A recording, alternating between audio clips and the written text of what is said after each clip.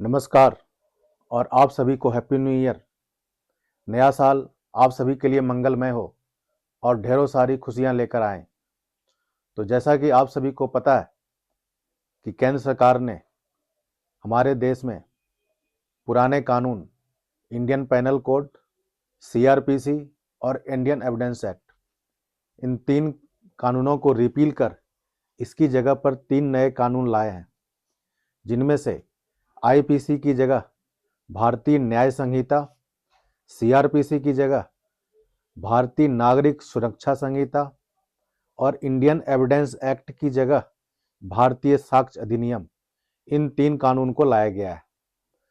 तो अब आगे आने वाले वीडियो में मैं इसी बात पर चर्चा करूंगा कि इन 3 कानून में क्या सब नए परिवर्तन किए गए हैं। तो अगर अभी तक आपने इस चैनल को सब्सक्राइब नहीं करा है तो आप सब्सक्राइब करें और साथ में ऑल बेल बटन को भी प्रेस करें, ताकि आगे आने वाले वीडियो की नोटिफिकेशन आपको सबसे पहले पहुंच सके।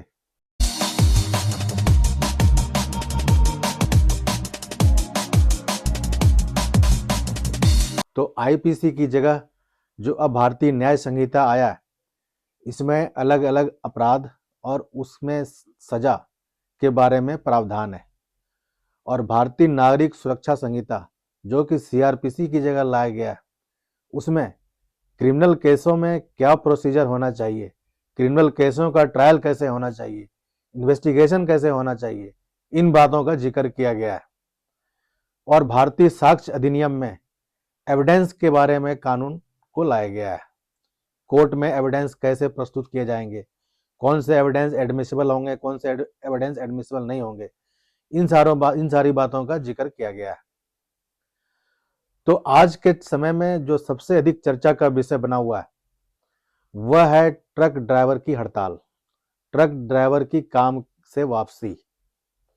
और वो इस कारण से हो रही है क्योंकि सरकार ने भारतीय न्याय संहिता में रैश ड्राइविंग से संबंधित कानून को ज्यादा कठोर बना दिया है। और अब इस कानून के अनुसार सजा का प्रावधान 10 साल तक कर दिया गया है, जिस कारण से ट्रक ड्राइवर को आपत्ति है, वो नाराज हैं और वो काम से वापसी जा रहे हैं।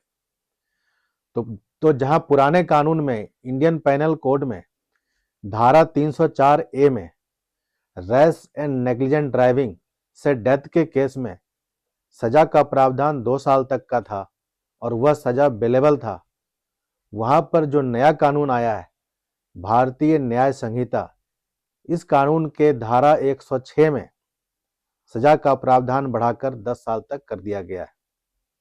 और पार्ट 2 में जहां सजा 10 साल किया गया है वहां अपराध को नॉन बेलेबल भी कर दिया गया है। तो ट्रक ड्राइवर की आपत्ति इसी बात को लेकर है।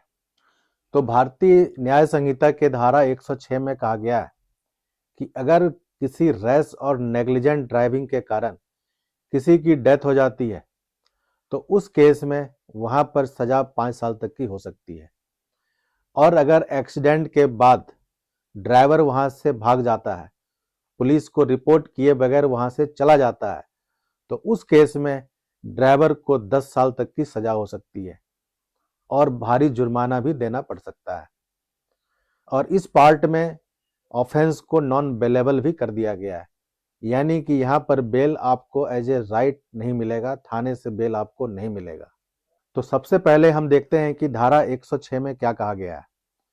तो धारा 106 भारतीय न्याय संहिता को 2 पार्ट में दिया गया है।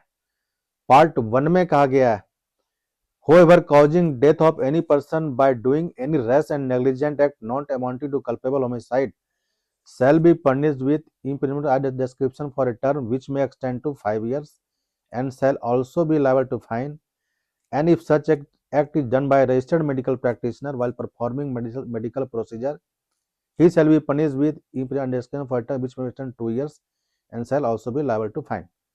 यानी कि इसके पार्ट 1 में कहा गया है कि अगर किसी के रैश और नेग्लिजेंट ड्राइविंग के कारण किसी की जान चली जाती है तो वहां पर सजा, अधिकतम सजा 5 साल तक की हो सकती है और फाइन भी होगा। फिर अगर किसी रजिस्टर्ड मेडिकल प्रैक्टिशनर के एक्ट के कारण, नेग्लिजेंट एक्ट के कारण किसी की मृत्यु हो जाती है तो वहां पर सजा, अधिकतम सजा 2 साल तक की होगी। अब पार्ट टू में कहा गया है, whoever causes death of any person by rash and negligent driving of vehicle not amount to culpable homicide and escapes without reporting it to a police officer or a magistrate soon after the incident shall be punished with imprisonment or discipline for term of 10 years and shall also be liable to fine। यानी कि अगर death के बाद, rash and negligent driving से death के बाद police को report किए बगैर ड्राइवर वहां से भाग जाता है तो उस केस में सजा उसे 10 साल तक की होगी और जुर्माना भी देना पड़ेगा। तो इस तरह से धारा 106 को 2 पार्ट में बनाया गया, part 1 and part 2। Part 1 bailable है जहां मैक्सिमम सजा 5 साल तक की है, और पार्ट 2 को नॉन बेलेबल बनाया गया है जहां अधिकतम सजा 10 साल तक की गई है। अब यहाँ पर जो ट्रक ड्राइवर्स लोगों की आपत्ति है वह धारा 106 को पार्ट 2 को लेकर है, जिसमें कि सजा का प्रावधान 10 साल किया गया है और भारी जुर्माने का प्रावधान भी किया गया है। तो ट्रक ड्राइवर लोगों की आपत्ति है कि अगर एक्सीडेंट के बाद वो वहां पर रुकते हैं या उन घायल व्यक्ति की को इलाज कराने की कोशिश करते हैं तो उस केस में जो वहां पर पब्लिक होगी वो उन्हें नहीं छोड़ेंगे, वो उनकी जान तक ले सकते हैं।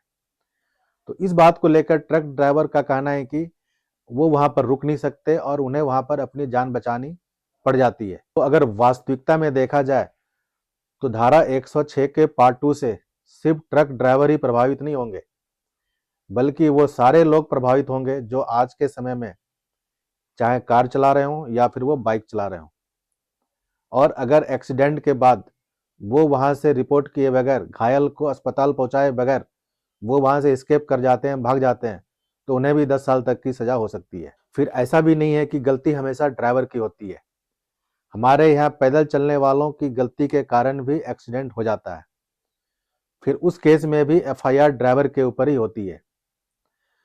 तो सजा को कठोरतम बनाने के लिए मेंस रिया यानी कि गिल्टी माइंड एक महत्वपूर्ण पहलू है, यानी कि आपका गिल्टी माइंड होना चाहिए। लेकिन अगर आपकी गलती के बगैर सामने वाले की गलती के कारण एक्सीडेंट हो जाता है और उस केस में डेथ हो जाती है तो फिर भी आपको, आपके ऊपर वहां पर एफआईआर हो सकता है और उस केस में 10 साल तक की सजा हो सकती है। तो इस संबंध में सरकार को चाहिए कि लोगों को जागरूक बनाया जाए, क्योंकि हमारे यहाँ ज़्यादातर एक्सीडेंट खराब सड़कों की वजह से, लोगों द्वारा ट्रैफिक नियमों को पालन ना किए जाने की वजह से, या फिर आवारा जानवरों का सड़क पर अचानक आ जाने से, इन सारे कारणों से ही होता है। तो सरकार को इस संबंध में ज़्यादा ध्यान देने की जरूरत है। फिर ट्रक ड्राइवरों के आंदोलन के बाद सरकार का रुख भी नरम पड़ा है और उन्होंने प्रेस कॉन्फ्रेंस कर आश्वासन दिया कि पार्ट 2 को लेकर वो पुनर्विचार करेंगे और इस पर निर्णय बाद में लिया जाएगा। तो आज के वीडियो में इतना ही। धन्यवाद।